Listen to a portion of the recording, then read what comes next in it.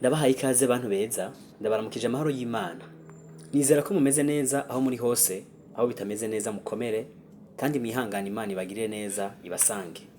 Iyi ni Femi TV, ukaba utaragira sabone canke subscribe, bikore kugira ntihagire video nimwe kurengana kuko harimo ibitari bike dukeneye kumenya.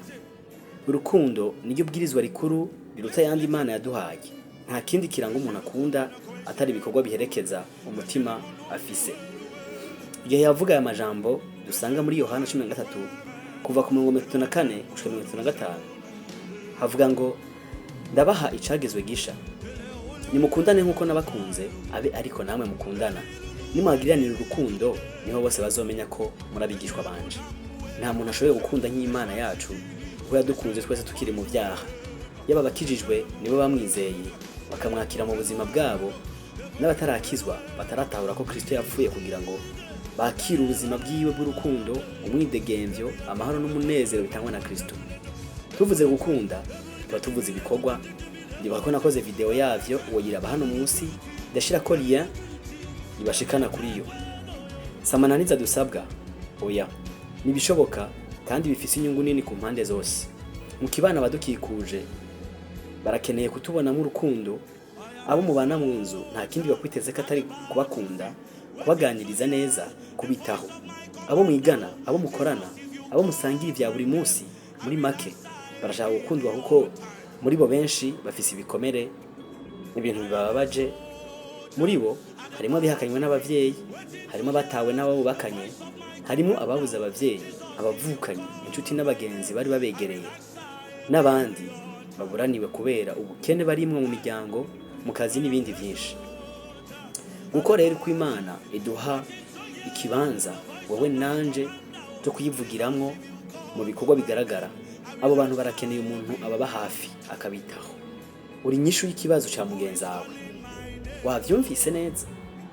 Navuze nti uri nyishu y'ikibazo cya mugenzi wawe. Uri nyishu y'ikibazo cy'umuntu kanaka. Ukaba utaragira sabone, ikore tubandanye kuba kumwe, ntihagire ikigucika. Uridoga ngo ntaco ufise canke ngo ufise duke, ariko urukundo ntirukehanirwa. Uhavumbaza uti none wewe utubwira ivyo umaze gukora iki?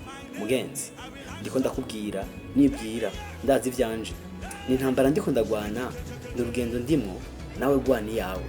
Kubitahura ni kimwe kiguhesha gukora ivyo utigeze wibaza ko ukoreshwa, kuko Imana iraba umutima itarabivifise.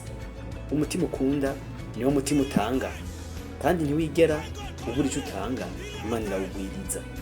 Abantu basoma Bibiliya barazi inkuru ya Eliya n'umupfakazi. Baratahura ko Imana yacu ari Imana igwiza agafu n'utuvuta duke. Kandi inkuru y'ingene Yesu yagwije udufi duke n'udutsima ine agahaza abarenga 4,000, barazi icyo ndiko ndavuga. Ndazi hari abaca bavuga ngo ndabashutse, reka namba. Ijambo ry'Imana muri Matayo 25 kuva 25 gushika 40 havuga ngo nari nshonje murangaburira, nari mfise inyota mu bico kunywa, nari ngenzi mu bindaro, nagenda gusa muranyambika, nari ndwaye muza kuraba ukomeze, nari mibohero muza kundaba. Maze abagororotsi bazomubaza bati mwami, twakubonye igihe ushonje tukakugaburira, cyangwa ufise inyota tukaguha ico unywa? Twakubonye igihe uri ngenzi tuguha indaro, cyangwa ugenda gusa tukakwambika? Twakubonye igihe urwaye cyangwa uri mibohero tuza kukuraba? Umwami nawe azobishura ati ndababwira ukuri ko mwabigiriye umwe muri aba bene data bari nyuma y'abandi, nije mwabigiriye. Erega tubikorera abantu, tukabishimirwa n'Imana, ko tudakorera gushimwa n'abantu. Komeza ubane natwe gushaka kompera iyi video kuko hari ubutumwa tugufitiye. Urukundo neretswe nirwo gwamfasha urungira imbohe ya Kristo. Iyi ni ntahe yanje.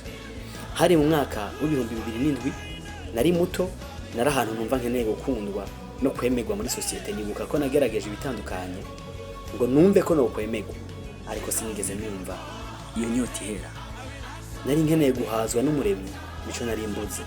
Ico gihe nyene nahuye n'umugwi w'ugwaruka bafise amahoro, bakundana, bafise umunezero, batuje kandi banezerewe.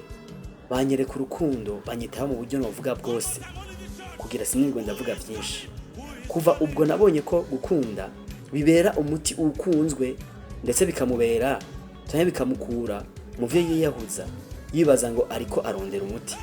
Kuva icyo gihe narahindutse kubw'urukundo rw'Imana rwasanzeho rungira ubundi muntu yavuyemo uwondi uno munsi.